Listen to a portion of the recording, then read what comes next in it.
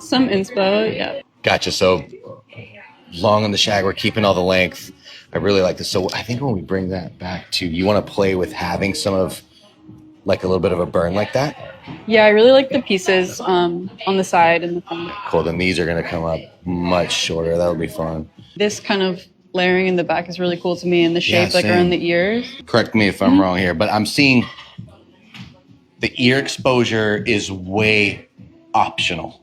Like you'll be able to sweep that or not. Either would be nice. Just want to make sure we don't do anything that you don't want to do. And the reason why I'm prefacing that is because that would be a lot more removal around that ear. It'd be real short up here to get that permanently exposed. But if you like the idea of like, cool, it's down, cool, it's back. I think so, yeah. More so the latter, probably. Awesome. It does, when you have that too, it does help build up, and I get to keep some of that weight down here that's in the front, which would be cool too. Okay. Kind of like a razor cut. I think it just took maybe too much weight out, so I'm not really sure technically what was going on there, but. Razor blade is definitely a aggressive way to go.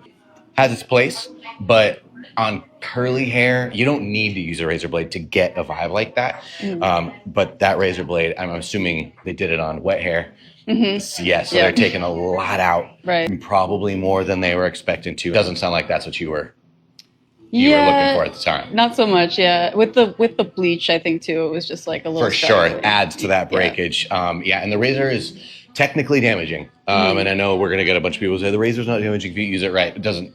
There's no way that the razor blade isn't damaging, at least more so than the scissors would be, just because when you take a length of hair and you wind up kind of slicing through, it winds up leaving, a lot of hair cut in half the wrong way.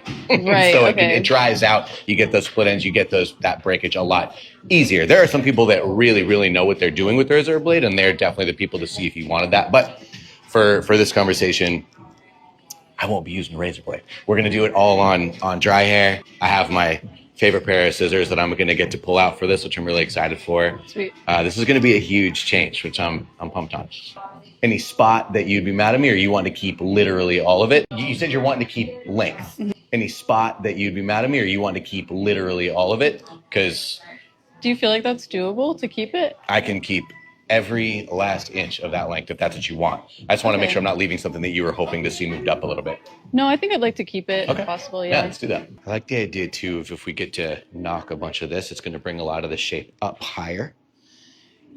So the length is going to remain, but the bulk is going to go.